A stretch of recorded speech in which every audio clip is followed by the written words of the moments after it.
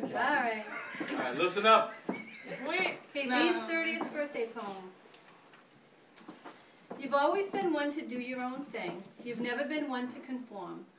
For the past 30 years, your life's been a chain of decisions not quite like the norm. Well, maybe that's an exaggeration. You were raised the traditional way. It wasn't until your teenage years we first noticed you going astray. Dance recitals, dollhouses, cheerleading. I remember you from ribbons and bows. But then you had long, grungy dreadlocks. And red hair shouldn't show. You don't go by the book. You're not common.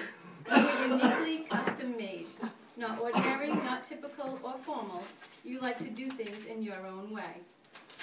Remember the time you shaved your head? Only you could do something like that. You pierced your nose, wore dirty clothes, and that funky old knitted hat.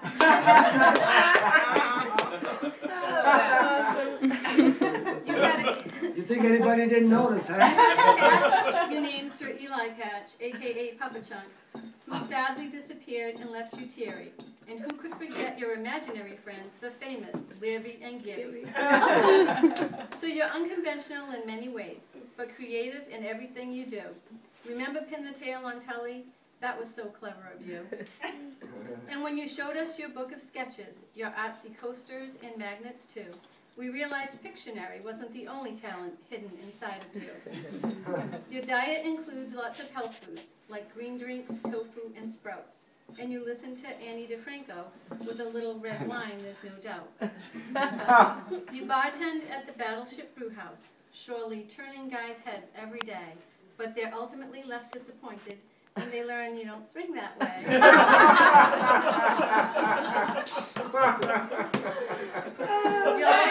Your lifestyle follows no real protocol. You're not pressured by what others say. You choose not to worry about the little things. You go with the flow, come what may. Remember our Cape Cod vacations, family truck rides to the point at night, outdoor showers and skinny dipping? We all must have been quite a sight. And the picture of you in a mamba sock, standing together with your cousin Tommy, who still credits you for introducing him to his favorite drink, the Dark and Stormy. Tully will always be your first baby. You take him wherever you go, except James. He's included in every adventure, whether at the beach or out in the snow.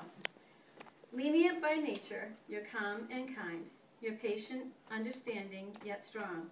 Your disciplined style is with loving hands as you gently teach your boys right from wrong. When babysitting Blaine and Brenna, they had it made with you. If they didn't want to go to karate, they knew you wouldn't force them to.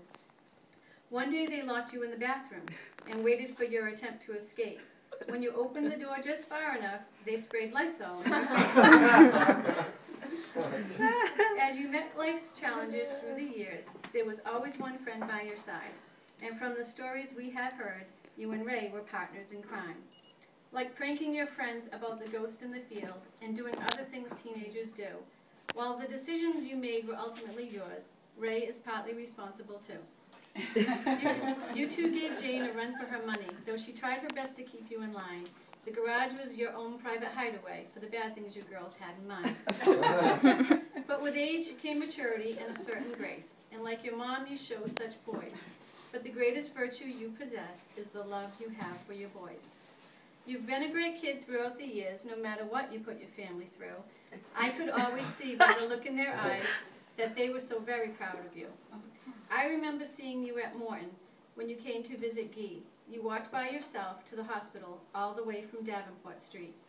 You picked dandelions from along the roadside and proudly offered them with a smile, finding beauty in the simple things with your casual, carefree style.